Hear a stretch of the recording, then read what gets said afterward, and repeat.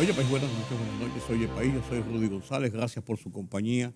El tema haitiano fue, y las relaciones entre República Dominicana y Haití fue motivo de algunas tensiones por el hecho de las declaraciones que emitiera la presidencia y los grupos de poder en Haití, de que en el encuentro que había tenido el presidente Luis Abinader con el primer ministro Ariel Henry de Haití, la semana pasada en la Cumbre de las Américas, se había llegado a acuerdos para la República Dominicana dotar de documentos a los ciudadanos haitianos. Lo que fue desmentido rápidamente por el presidente Luis Abinader. Eso ni se llegó, ni se discutió, ni se acordó nada. Eso no es cierto, totalmente incierto. Después Haití dijo que sí, que había sido malinterpretado el primer ministro Henry, y bueno, y se quedó más o menos ahí, qué sé yo qué, se pidieron disculpas, pero esto ha puesto nueva vez en entredicho la fiabilidad que se tiene en funcionarios haitianos y en personas de poder en Haití de cara a las relaciones con República Dominicana, porque mienten frecuentemente buscando ser populistas, buscando ganar espacios en Haití, que son porque ellos miran a República Dominicana con sus ojerizas y es un objetivo, República Dominicana. Entonces ahí viene ese tipo de situaciones, se provocan esas situaciones. Pues bien, pues bien, se pidieron las excusas, las cosas se quedaron así, pero eso mantiene ese resquemor. Otra nota de esta semana fue la circular o las circulares, porque hubo uno primero y una segunda, del jefe de la policía mandando a delegaciones, instruyendo a los policías y oficiales a que fueran a las iglesias católicas y evangélicas, a los cultos para estar allí.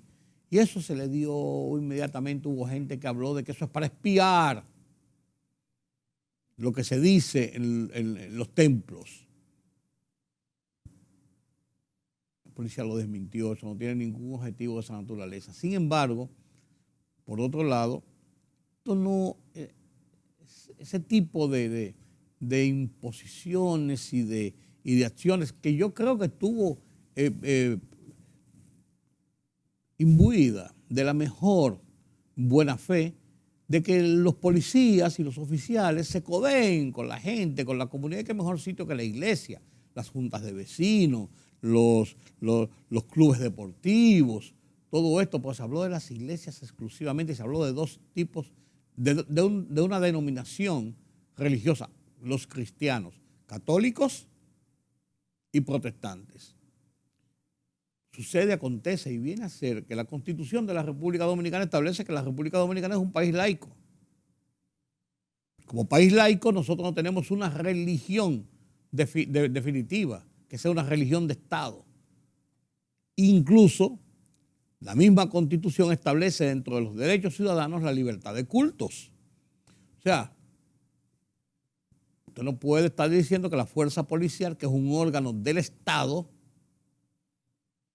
tiene una preferencia o tiene una vocación por un tipo de religión. Yo soy cristiano, no estoy criticando eso, lo que estoy criticando es cómo se manejan algunas cosas al margen incluso de lo que establece la Constitución, y esto provoca otro FAO de parte de la policía hacia la visión que tiene la sociedad y la ciudadanía sobre sus ejecuciones. Así es. Señores, de eso se trata. Entonces hay que tener un poquito de cuidado de cómo nos manejamos, de cómo hacemos las cosas, porque uno no sabe realmente el tipo de reacciones que se pueden generar, de actuaciones que pueden tener la mejor buena intención, pero que al no hacerse correctamente violenta los estamentos y coloca al margen de la legalidad a instituciones como en este caso la vapuleada Policía Nacional por todo lo que ha pasado y ha seguido pasando con ella. Esta semana yo analizo ese cóctel de cosas que está pasando en República Dominicana. la violencia, el COVID, la situación de la economía, las mismas tensiones políticas y discusiones políticas bizantinas muchas veces. Y hablo de una situación de incertidumbre que trae pesar, que trae malos presagios a la gente. Y en este comentario planteo la necesidad de que como sociedad nosotros miremos en un mismo camino, hacia una misma meta, porque de lo contrario, el tránsito en esta situación de incertidumbre y esta situación de problemas que tenemos será más difícil, más complejo y puede resultar en situaciones penosas, en situaciones críticas. Incertidumbre. Titulo mi comentario, mi artículo de esta semana en el Listín Diario y lo comparto con ustedes a continuación.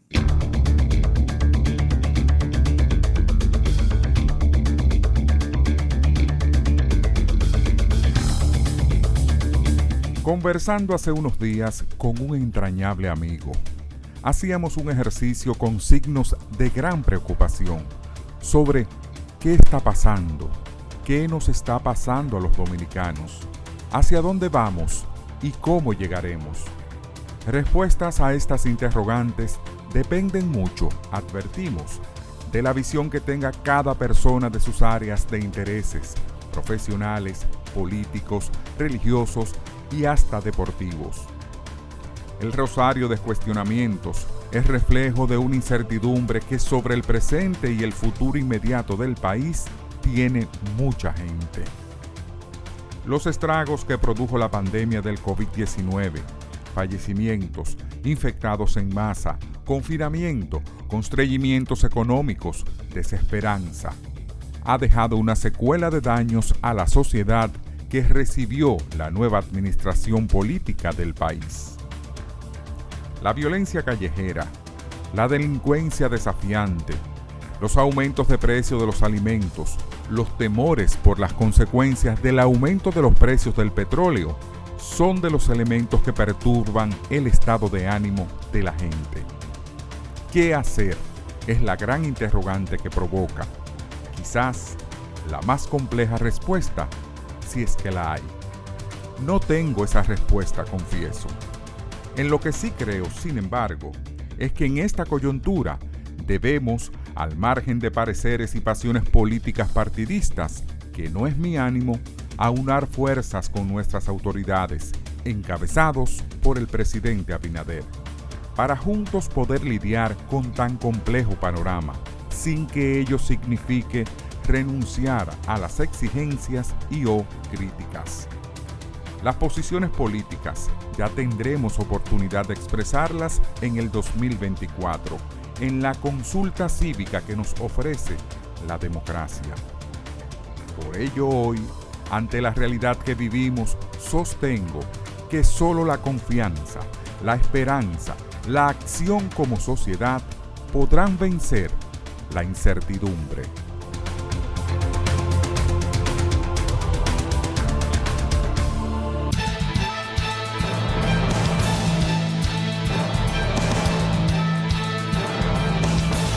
La provincia de Santo Domingo, el Distrito Nacional y Santiago registraron 467 de 603 casos nuevos de COVID notificados por el Ministerio de Salud Pública.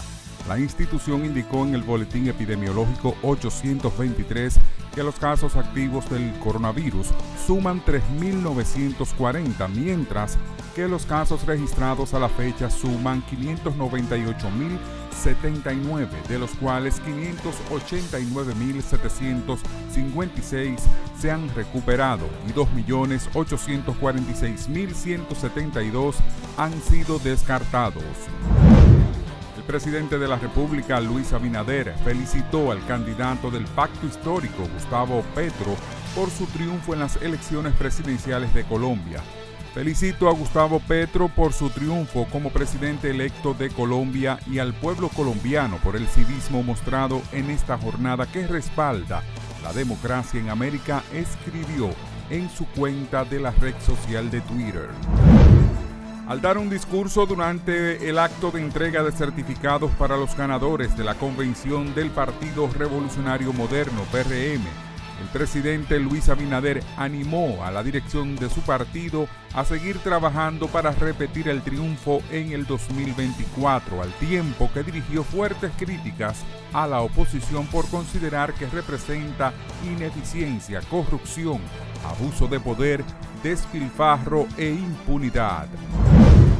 Tras las conclusiones de los resultados de una consulta nacional sobre los aprendizajes alcanzados y los procesos educativos desarrollados durante el año escolar 2020-2021, donde se reveló que el 60.6% de los docentes entiende que sus estudiantes aprendieron menos que en años anteriores, las pruebas nacionales que se aplicarán en 2022 presentan ajustes en su diseño.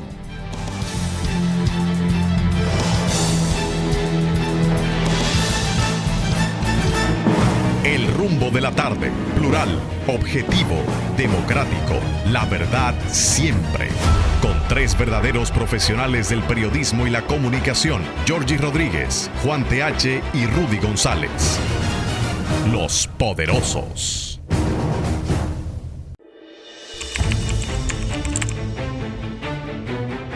Periodismo de investigación, columnas, opinión, análisis, reportajes de fondo. Hora por hora, una completa plataforma multimedia. Periodismo con valor. Noticias horaporhora.com.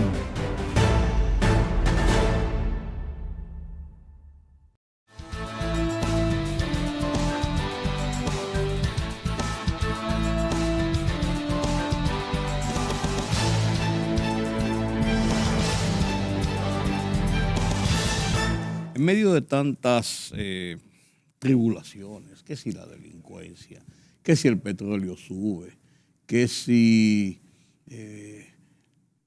el dólar baja o sube, que la gasolina, que todo esto, vivimos en un mundo de aprensiones, de muchas presiones cotidianas. Algo que nosotros no podemos evitar porque muchas veces escapa a nuestras posibilidades de poder dirigir las cosas hacia un punto u otro. Lo que no podemos ceder, la idea es en la educación.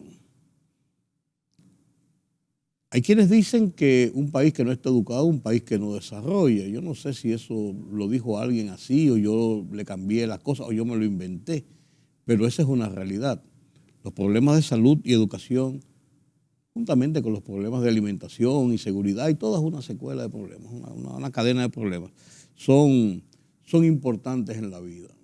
Pero cuando uno se educa, uno entiende y uno comprende lo que uno ha ganado de cara a todo lo que le rodea, de cara al futuro que le espera. A final de cuentas, son de las cosas que nos ayudan a tener una mejor calidad de vida, además a poder servir a los demás. Por eso yo esta noche quiero conversar de otros temas, de esos temas de política que yo vivo aquí diciéndole cosas a los políticos o a los economistas o a los sociólogos que lo saben todo, y yo hasta a veces yo digo, caramba, yo sé más que yo no estudié sociología. Pero la educación sí es importante. Yo recuerdo en mis años mozos, hace mucho tiempo, no me lo cuento, ustedes saben que yo tengo 72 y no se lo niego a nadie. Yo no soy como mi esposa que dice, si lo dice te mato. Lo digo. Estoy orgulloso de ellos. Yo me acuerdo de doña Jacqueline Malagón en APEC. Yo me acuerdo de aquellos tiempos. Incluso yo tenía una novia que estudiaba en APEC. Una novia de jovencito que estudiaba en APEC. Y después de eso estoy casado con una persona egresada de APEC. Miren lo que son las cosas de la vida, que no es la misma persona, son dos diferentes. Miren lo que son las cosas de la vida. Entonces yo podía decir que umbilicalmente estoy emocionalmente unido a APEC, a UNAPEC, a CENAPEC, a todo lo que es APEC al final. Y hoy vamos a hablar con la gente de CENAPEC. ¿Qué es CENAPEC? ¿Qué hace CENAPEC por el desarrollo del país? ¿Cuál es su contribución? ¿Cómo la gente puede tener acceso a programas tan importantes y tan especiales como este? Y para esto me acompañan Raymond Senior, miembro del Consejo de Dirección de CENAPEC, y Harold Molina, quien es el vicepresidente de la Junta Directiva de Senapec. Gracias por acompañarme. Qué bueno que están con nosotros aquí. Don Rudy, muchas gracias a usted por recibirnos, darnos la oportunidad de compartir con su teleaudiencia. Para nosotros es un placer realmente estar aquí esta noche con usted. Y muchas gracias por darnos la oportunidad de darle informaciones refrescantes a la gente sobre estos temas que usted ha traído a colación, como es el tema de educación. Educación es libertad. Es el medio que le permite al ser humano liberarse. Y después que ya usted es libre, usted puede decidir lo que le conviene. Y así lo pensaron los promotores del Grupo APEC, que en el año 1964 fundaron el Grupo APEC, luego la universidad en el año 65. Y posteriormente Senapec, que es una de las filiales del Grupo APEC, fue fundada en el año 1972, lo que significa que este año estamos cumpliendo 50 años. 50 años, así. Ya viste pantalones largos, de verdad. Es así, don Rudy, es así. Y para nosotros, pues, ha sido un momento interesante en la historia de la institución, porque cuando miramos atrás, vemos una estela de más de 650,000 estudiantes que han pasado por nuestra institución. Hemos entregado certificaciones de bachilleres a más de 155,000 estudiantes. Este año vamos a graduar a 1,500 estudiantes. Y han pasado cosas muy, muy interesantes en toda la historia de Senapec, que estoy seguro que esta noche pues, vamos a tener la oportunidad de compartirlo. Senapec, Raymond, ¿qué hace? O sea, ¿cómo se maneja? ¿Cómo es la mecánica? ¿Cómo uno llega a Senapec? ¿En qué ayuda Senapec? ¿Qué hace Senapec realmente? Bueno, en esa trayectoria de ahora 50 años, desde que inició... Pero un muchachito, si acaso, y cuidado si no llega. No, ya yo estaba jugando pelota. Sí. No, porque peinas canas, pero a veces uno tiene sus canas de joven, ¿verdad? No, usted nada más me lleva 10. Pues está bien, estamos en el club. Oye, pero estamos igual. Sí. Igual los tres. Sí. Pues en esa trayectoria que menciona nuestro vicepresidente Harold Molina, desde el inicio, la visión de los fundadores de Senapec fue intervenir para facilitar que las personas que por algún motivo no podían continuar el ritmo de sus estudios y eran de alguna manera rezagados o quedaban rezagados dentro de los grupos de edad en los que habitualmente la gente termina su escolaridad media y el bachillerato, la mirada de Senapec fue facilitar programas para esa población. Y en ese enfoque nos alcanzan estos 50 años, intentando abrir espacios y abrir facilidades con programas accesibles para las personas que por alguna situación de carácter social se ven impedidas de continuar sus estudios. Y esa franja de gente seguro que son ya personas que están trabajando, entre otras cosas, claro, que tienen otras actividades y por eso no pudieron continuar. Seguro. Entonces ahí hay que establecer mecanismos y protocolos diferentes, especiales, incluso en muchas ocasiones, pienso yo, hasta de créditos, porque son personas que si tienen que acceder a otras fuentes de vida o a otras actividades, es porque no tienen la facilidad de las personas de clase media o las personas más o menos establecidas que pueden seguir un nivel de escolaridad. Tal cual, y cuando uno es adolescente, uno está subsidiado por los padres, está dedicado a educarse a tiempo completo, entonces cuando uno tiene que insertarse temprano en la vida laboral, entonces ya eso disrumpe completamente todas las posibilidades y Senapec desde sus inicios diseñó programas orientados a la educación a distancia, que eran de carácter flexible, que permitían o sea, que se adaptaban a las necesidades particulares de ese grupo poblacional. Mucha gente decía que la educación a distancia en un momento determinado como que no rendía los frutos que rinde estar en un aula. Puede ser, pero todo depende, yo creo que de la actitud de la gente, de los profesores, de los programas que se diseñen para eso. Yo me acuerdo de Radio Santa María, que sentó un precedente en República Dominicana con el padre Tom al final de sus días. Tanta gente que pudo educar, que pudo alfabetizar, que pudo colocar en el camino del conocimiento. Y así me supongo que ha sido las experiencias de Senapep. Ciertamente, eso que usted señala es interesante porque este año hemos seleccionado a 12 egresados de Senapep exitosos, que lamentablemente no tengo los nombres de ellos aquí. Para mí hubiera sido un orgullo poder decirlo, pero hemos seleccionado 12 personas que han sido exitosos en la vida y que en este aniversario pues hemos querido reconocerles. Y la verdad es que, como decía Rino, sobre las modalidades que nosotros impartimos, y lo que usted decía de nuestra educación pasó de ser de educación a distancia a educación semipresencial. Y así fue evolucionando, porque ya estamos hablando de educación virtual en Senapec. Entonces, y mira dónde caímos en educación virtual con la pandemia. Bueno, usted tenía una experiencia adquirida ya. Mire, don Rudy, la pandemia para nosotros fue un caso de éxito. Fue un caso de éxito. En el medio donde este país estaba en una crisis en el área de educación, nosotros tuvimos buenas y malas noticias en el tema de la pandemia. ¿Por qué?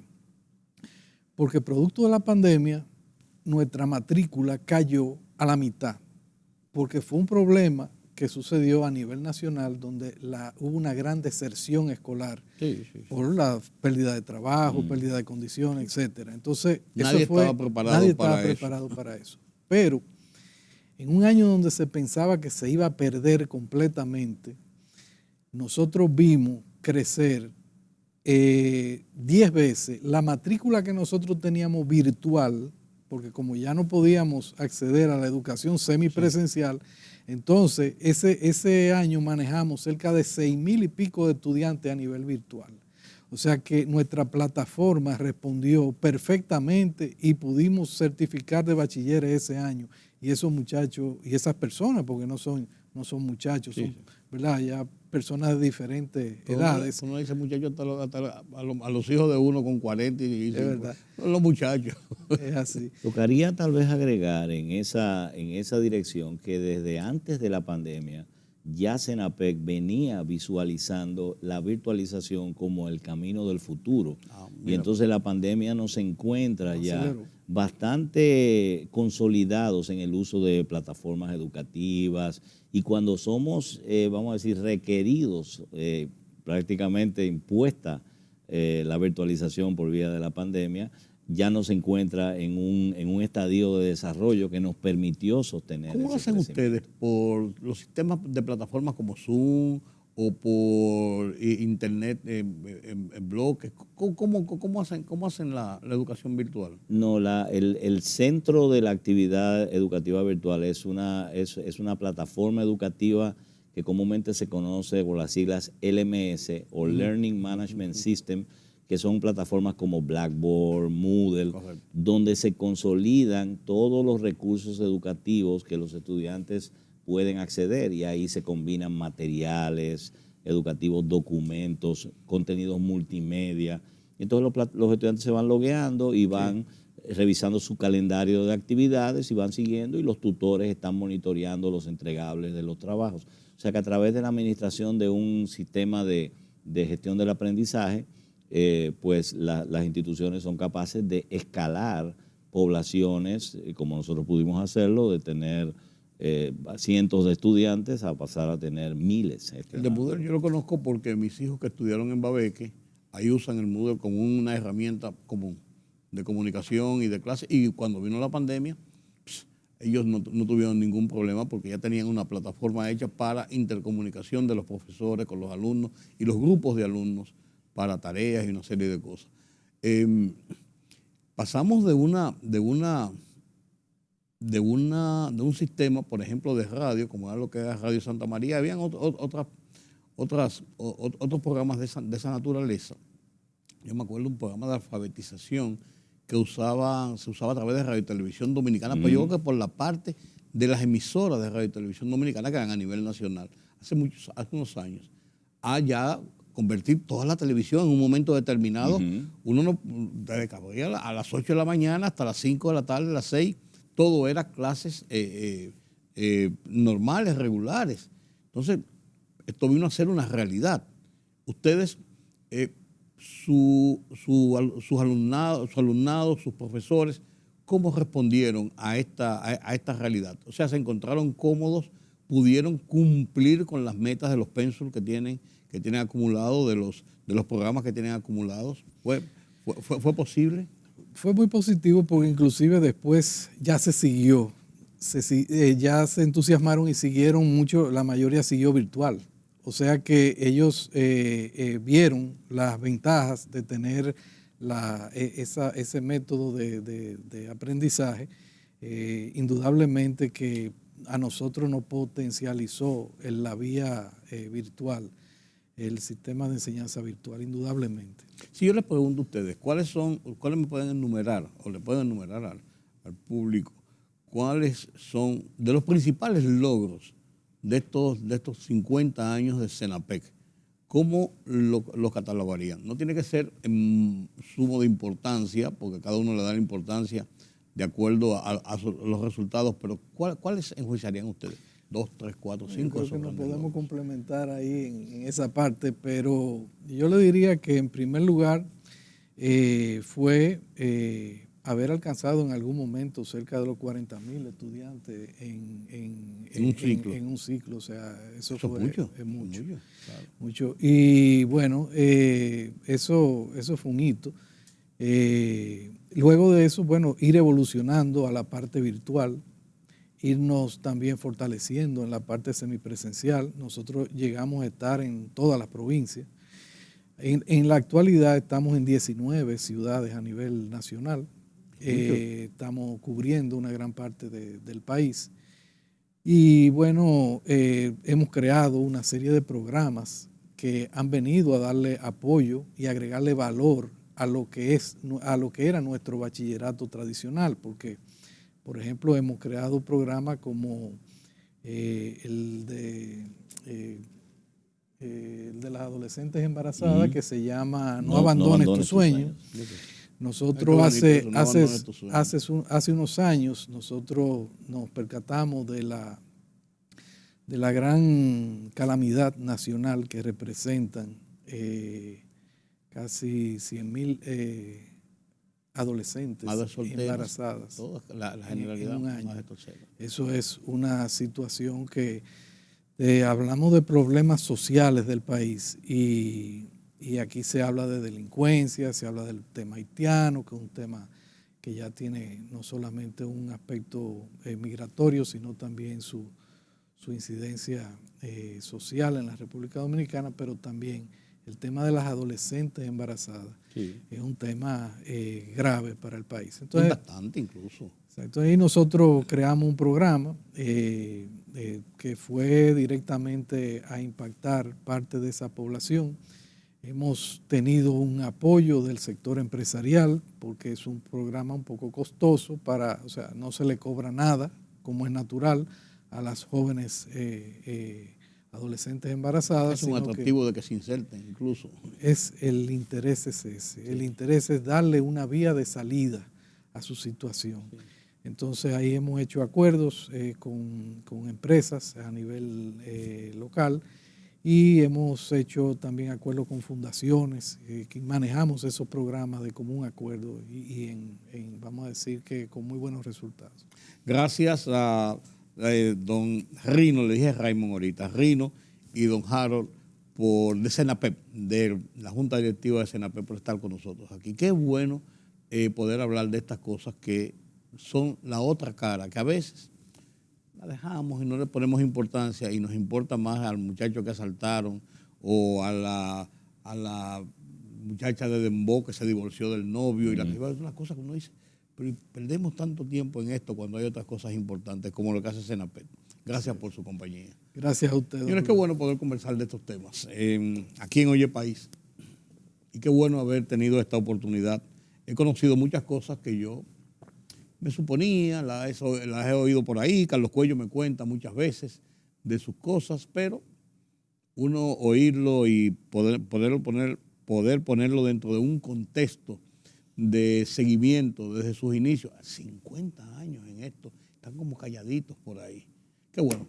Gracias a los amigos de Senapet por estar con nosotros. Permítame la palabra.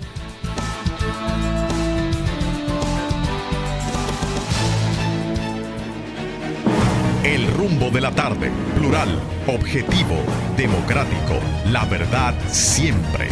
Con tres verdaderos profesionales del periodismo y la comunicación, Georgie Rodríguez, Juan TH y Rudy González. Los poderosos.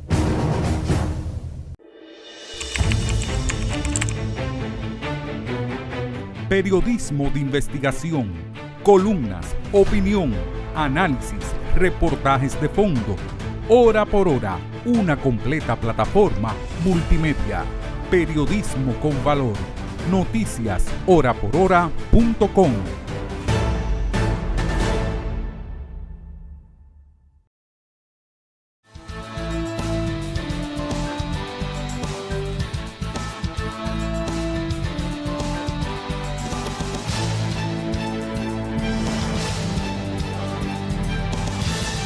Gracias por continuar con nosotros aquí en Oye País. Como les comentaba antes de la pausa, hablar de política internacional es mantenernos al día. La interrelación entre los países, las experiencias de otras latitudes, de otras naciones, de otros pueblos, de otras sociedades, siempre será importante para ese intercambio necesario en que se ha convertido el mundo. ¿Quién mejor que para analizar toda esa dinámica que Julián Roa, nuestro analista en asuntos internacionales de todos los tiempos, de este y otros programas en que hemos interactuado? Gracias por estar con nosotros, Julián, nueva vez. Buenas noches, don Rudy. Buenas noches a los amigos radioyentes. De nuevo aquí. Televidente, ¿qué radioyente? Televidente. Tú que estás en radio. Sí. Es que tú tienes tantos picoteos. Tiene la culpa al COVID. Eso es post-COVID. No es que tú tienes tantos picoteos que tú que estás en el de radio, es en el de televisión que estamos. Así es. Julián, la Cumbre de las Américas, ¿cuál es tu valoración? Creo que la Cumbre de las Américas no llenó las expectativas que se había planteado y que se había programado. Recuerde que la Cumbre de las Américas es un instrumento de discusión latinoamericana que busca fundamentalmente resolver o por lo menos avanzar en algunos temas políticos, económicos y sociales. Estas cumbres que vienen celebrándose desde el año 94, del año 2004. No, 1994. 94, sí, cuando Bill Clinton. Sí, de hecho, el presidente Balaguer fue a la primera cumbre. ¿Te recuerda? Claro. En Miami. Que se celebró en la Florida. Miami, claro. Son cumbres celebradas generalmente cada 3 años. 4 años. No, 3 años. Esta fue 4 por el por tema la pandemia. del COVID. Sí, por la pandemia. Generalmente son 3 años que hay entre una y otra. Okay. La última se celebró en Santiago de Chile. La penúltima se celebró en el Perú. Inclusive en el Perú, te recordará el acontecimiento del presidente... del secretario de Estado Colin Powell. No, me refiero a la del Santiago, la del Perú. Sí. El presidente Barack Obama se sentó, lo sentaron al lado del presidente cubano Raúl Castro. Sí. ¿Te recuerdas? Sí. Ok. Sí. No, estaba pensando en la otra. No, eso fue una reunión de la OEA, Ya. que estaba Colin Powell en el Perú precisamente cuando lo de las Torres Gemelas. Ya, 2001. Sí. Eso fue. Es que me confundí por el Perú, sí. Estas cumbres se celebran cada 3 años de manera programada. Esta fue cada 4 en virtud del tema de la pandemia. Quien había solicitado y obtenido la sede de que fuera en los Estados Unidos, en este caso en Los Ángeles, fue el presidente Donald Trump en aquel entonces. Él entendía que iba a reelegirse y que era una manera de alar de nuevo todas las relaciones internacionales latinoamericanas hacia los Estados Unidos. Okay. Que la verdad es que en los últimos años se ha visto sumamente disgregado. Recuerde que, de hecho, el nacimiento de la cumbre, dentro del ámbito de lo que podría ser la creación de un gran mercado común, el mercado común latinoamericano, tenía como intención crear un espacio económico de libre comercio que vea desde la Tierra de Fuego hasta la Patagonia, desde el Canadá hasta Chile y Argentina, que era el ALCA, ¿te recuerdas? Sí, claro, claro. De hecho, esas intenciones se quedaron en esas intenciones, en virtud de que Estados Unidos no cumplió con algunos de los acuerdos y luego, en la final de la década de los 90, el presidente Chávez salió prácticamente a disgregar todo a plantear una nueva alternativa, que fueron todos aquellos instrumentos de integración como el ALBA, como el UNASUR, y ahora por último la comunidad latinoamericana, la comunidad de estados latinoamericanos y caribeños, que es la CELAC. Todos estos, si se quiere, en cierto modo, han sido un tropiezo para las relaciones con Estados Unidos, para ser el líder de la integración. Lo toma Donald Trump como una manera de ver cómo trata de que de nuevo la Cumbre de las Américas sea el gran punto de integración de las políticas a discutir en América Latina. Correcto. Donald Trump nos repitió, te lo sabes, Sí, claro. gracias al Señor, como dicen. Dicen que puedo Y entonces, ten cuidado. sí, eso es posible. Yo creo que no, pero hay una posibilidad. Yo creo y espero que no. Hasta que no, Yo creo y espero que no. mientras exista. Pero en este caso, con Biden no se cumplió ese calendario para tener una cumbre exitosa. Generalmente las cumbres de las Américas pasan por un proceso que son las cumbres ministeriales. Los ministros se hace una agenda común y entonces se va discutiendo y se va haciendo lo mismo de país en país para lograr consensuar una agenda y para lograr consensuar algunos temas comunes. ¿En qué falló la cumbre que no llenó esas expectativas, Julián? En primer lugar, tiene que ver mucho la pandemia, tiene que ver el proceso interno de los Estados Unidos y, por supuesto, no se hicieron las diligencias que tenían que hacerse. Okay. Es muy común usted encontrar un subsecretario de Asuntos Hemisféricos de los Estados Unidos haciendo un periplo por América Latina. Este caso no fue igual que en años anteriores y, por supuesto, inclusive los temas que se discutieron fueron temas de último minuto. El propio presidente Luis Abinader, presidente dominicano, te recuerda que dijo, no podemos firmar el documento porque el tema migratorio nos llegó hace apenas 14 días. Sí, lo cual le indica que no se consensuó ese gran acuerdo. Por supuesto, y lo hizo muy bien el presidente Abinader, porque firmar un acuerdo en esas condiciones iba a impactar negativamente ¿Tuvo mucho que ver la República Dominicana? en ese fracaso no, o en esa falta de expectativas que se generaron y esas expectativas que se generaron y no se cumplieron, la ausencia de varios presidentes? Bueno, ese es otro error de parte de los Estados Unidos.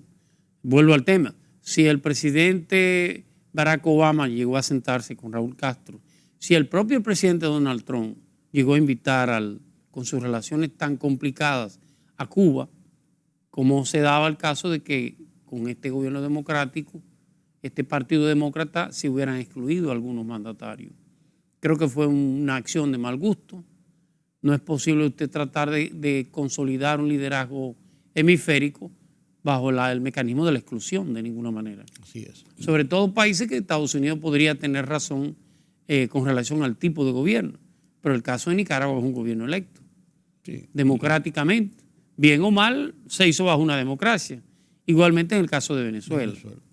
Significa que eso dejó muy mal sabor. No solamente en Andrés Manuel López Obrador, que es la voz con el propio Gabriel Boric de Chile, que sí acudió, sino en la mayoría de muchos de los presidentes. De hecho, las cumbres generalmente, los asistentes son 34. Aquí fueron 20 presidentes. Es casi la mitad prácticamente. Sí. 23 estados, pero no todos los estados estuvieron representados por su presidente. Honduras, Nicaragua, Bolivia, Guatemala, México, por supuesto, que aunque envió al canciller Ebrard, no fue. Y por supuesto, le vuelvo al tema, es una cumbre que no lucía que estaba bien.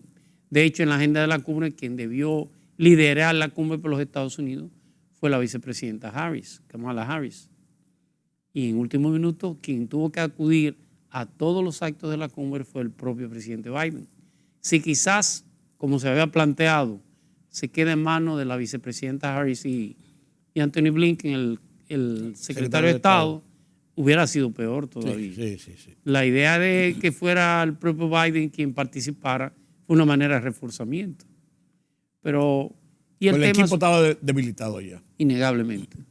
Y el documento final fue un documento no consensuado. Estados Unidos tiene una preocupación con América Latina. No solamente está el tema de integración y de liderar el hemisferio, sino también el tema de la migración. Una migración nunca vista.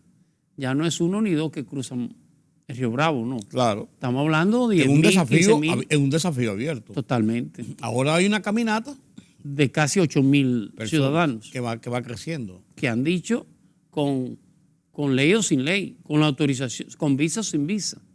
Y eso es una presión realmente muy fuerte para los Estados Unidos. ¿Qué buscaba Estados Unidos y qué busca?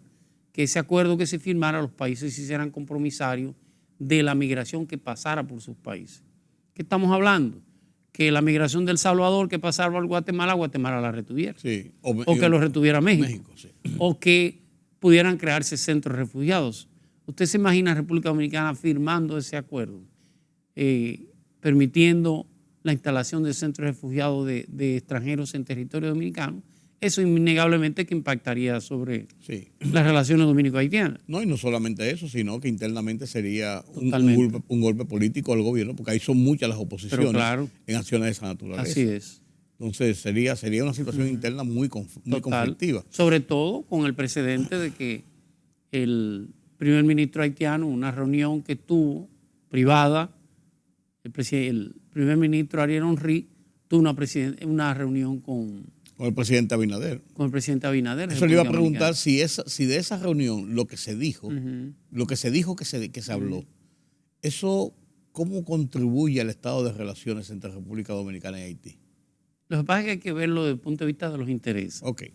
Para el primer ministro Henry, que innegablemente está en la lucha por la presidencia de Haití, por el liderazgo en Haití y por seguir manteniéndose en el poder, es una campanada de buena música para los haitianos.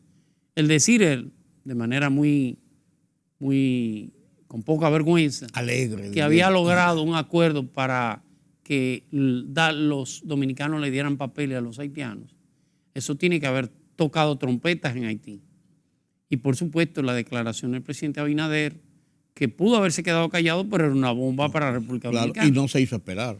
Claro que rápidamente lo desmintió categóricamente. Que eso ni se discutió ni se aprobó, obligando a Ariel Henry a tener que ratificar. Decir que la prensa lo malinterpretó, que lo entendieron mal, pero era una verdadera trampa para el Estado Dominicano. Y encima de eso, entonces usted le coloca un documento, en este caso la declaración de Los Ángeles, lo cual el tema migratorio va a permitir posibles centros de refugiados y un trato de mayor nivel hacia los inmigrantes. No había otra cosa que negar por mal. No había manera. Sí. Claro, el Estado Dominicano lo hizo muy elegantemente sobre la base de que el documento le llegó tarde, que no podía discutirlo. Claro. Fue elegante. Que es contradictorio, debo decirle, porque la República Dominicana acaba de solicitar su inclusión en la Comisión de Derechos Humanos de las Naciones Unidas. Claro. El negar este documento de una manera u otra va a impactar negativamente sobre los estados sobre todo estados caribeños. Hacer un lobismo y tratar de conseguir un asiento en ese consejo va a ser un poco difícil para el Estado Dominicano.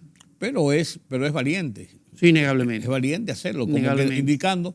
Eso quizás yo pensé cuando lo vi, aunque eso se estaba cocinando, sí, claro. Pero cuando lo vi yo dije, eso es una forma de República Dominicana mantener su posición. O sea, nosotros no violentamos los derechos humanos, pero dentro de los ordenamientos y los protocolos debidos. Claro. Me parece que esa también fue una forma de... El discurso del presidente Luis Abinader fue un discurso valiente, porque sin hablar mucho le dijo sencillamente no es para discurso. Sí. La comunidad internacional tiene que hacerse responsable de Haití. Y abriendo un discurso que estamos hablando de inmigración, creo que fue una posición correcta y una posición valiente sobre todo. Don Julián, hemos visto cómo en América Latina, y lo comentábamos la última vez que conversamos, varios países están volviendo como hacia esa centroizquierda. Después que hubo un momento en que tenían una preponderancia importante en América Latina, con Evo, Correa, Chávez, Ortega, la Kirchner, o sea, hasta cierto modo hasta la misma Bachelet en su momento. Claro. Pero más conservadora. Pero eso como comenzó a bajar un poco, o a ser menos ríspido. Pero ahora vemos cómo eso ha vuelto. Y entonces tenemos el tema de las elecciones en Colombia. Porque el tema de Colombia es sumamente importante, toda vez que Colombia nunca ha transitado esos caminos de la izquierda, primero. Y segundo, por lo que implica en el Estado colombiano, con el tema guerrillas y todo esto, y con lo que implica en las relaciones de Colombia con Estados Unidos, que es, los Estados Unidos presentan a Colombia y el presidente Duque, en este caso, específicamente cuando estaba en la cumbre, lo reiteraron, de ser el gran socio, el gran amigo, el gran aliado de Estados Unidos en América. ¿Qué puede pasar en estas elecciones y qué nos puede poner a pensar? América del Sur tiene 3 países importantes que en cierto modo liderean todos los acontecer político-económico del continente de América del Sur, que es Brasil, que es Colombia y por último que es Argentina. En el caso de Brasil, el ensayo con el presidente Bolsonaro no ha dado resultado. Posiblemente en las elecciones de Brasil, dentro de 2 meses, el candidato va a ser Luis Ignacio Lula da Silva. Parece que sí, parece que tiene muy buena posición, está muy bien posicionado. El caso de Argentina, con el caso del presidente Fernández, es muy cercano a la centroizquierda. Sí. Y en el caso de Colombia sigue siendo el pivote norteamericano en América del Sur. De la derecha. Perder Colombia es prácticamente perder todo el continente suramericano, que inclusive, y estamos hablando de los procesos de integración, Colombia es quien ha evitado la debacle total de la salida de los Estados Unidos en los instrumentos de integración latinoamericanos.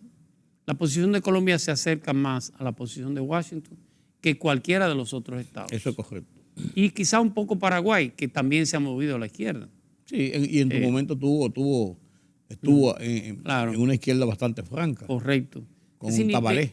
¿De qué estamos hablando? Que de una manera u otra, y tenemos que mezclar el ámbito político con el ámbito económico.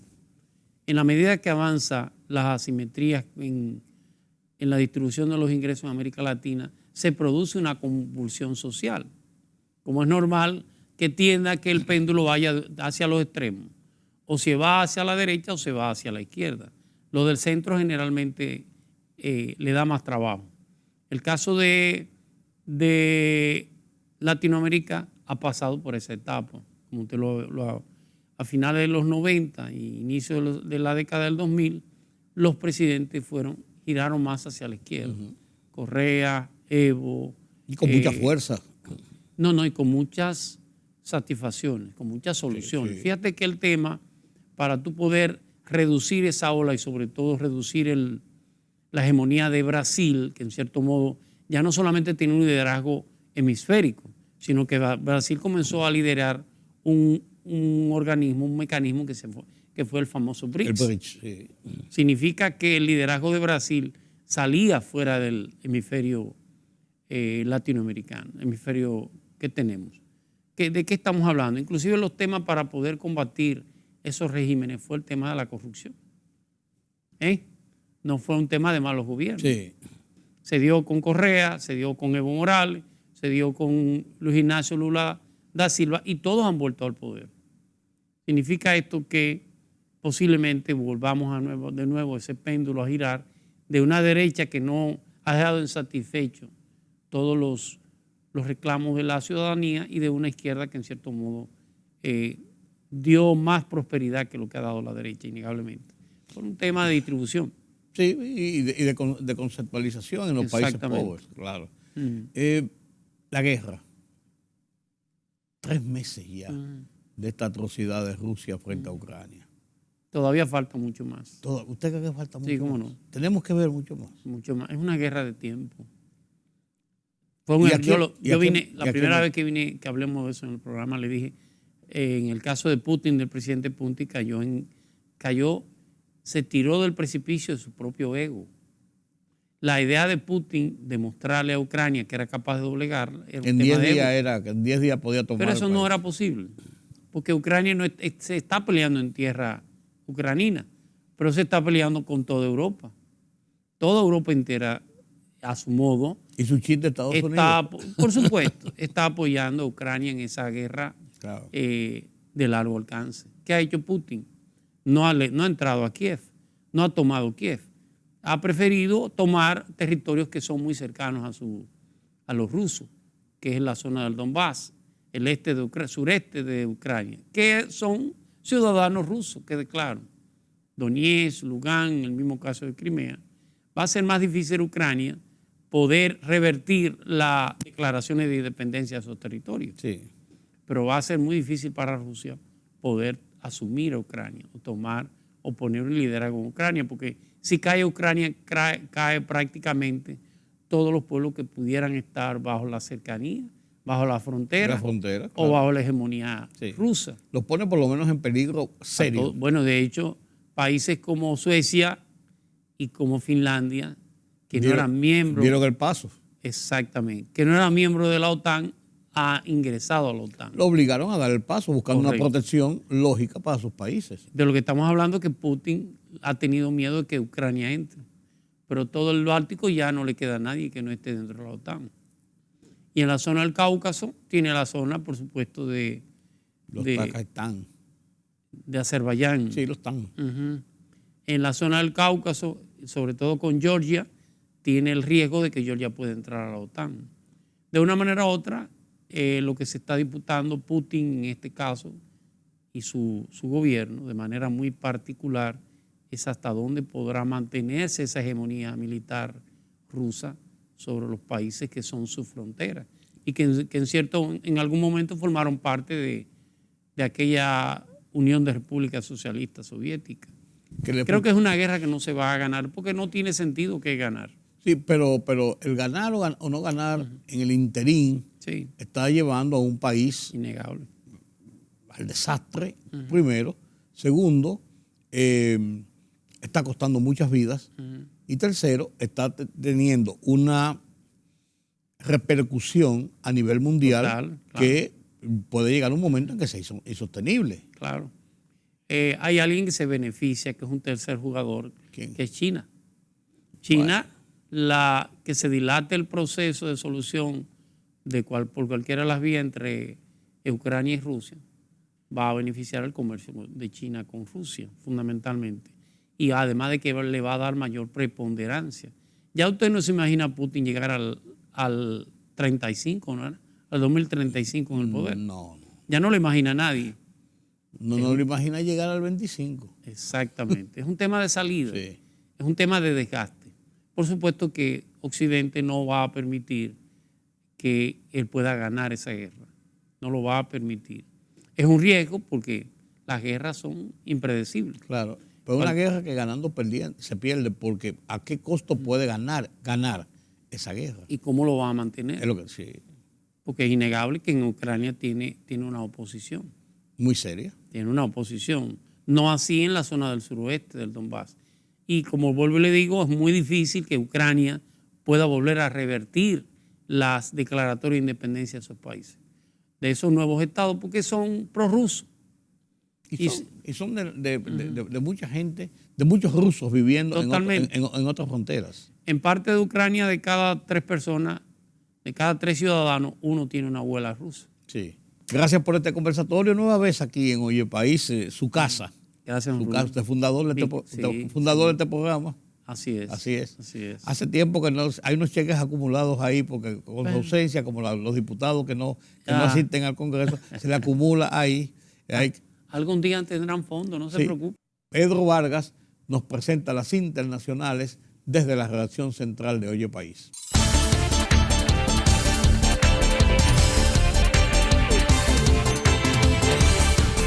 El presidente electo de Colombia, el izquierdista Gustavo Petro, aseguró tras ganar en segunda vuelta que hoy es día de fiesta para el pueblo y dedicó su triunfo, que calificó como la primera victoria popular, a la ciudadanía. Petro, candidato de la coalición izquierdista Pacto Histórico, obtuvo 11.270.944 votos, equivalentes al 50.49%, mientras que su rival, el populista independiente Rodolfo Hernández, de la Liga de Gobernantes Anticorrupción, alcanzó los 10.549.290 sufragios, el 49,26%, con el 99.74% de las mesas informadas, según el Boletín 21 de la Registraduría Nacional. Una persona murió y otras 8 resultaron heridas en un tiroteo registrado anoche en el barrio de Harlem, Nueva York, informó la policía. Podría tratarse de un grupo de personas que estaban haciendo una barbacoa en la calle, aunque no se ha podido confirmar todavía en la zona de East Harlem, según la policía.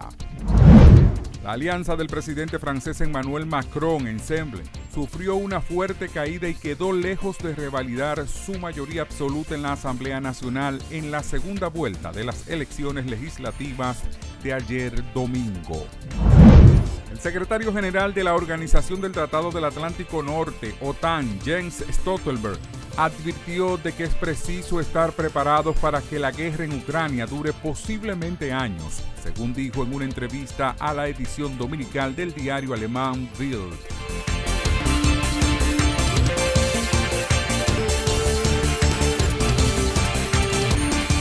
Sí, llegamos al final de esta emisión de Oye País. Gracias por su compañía. En esta noche, mañana tenemos una nueva cita aquí en Color Visión. Yo soy Rudy González. Pasen un feliz resto de la noche.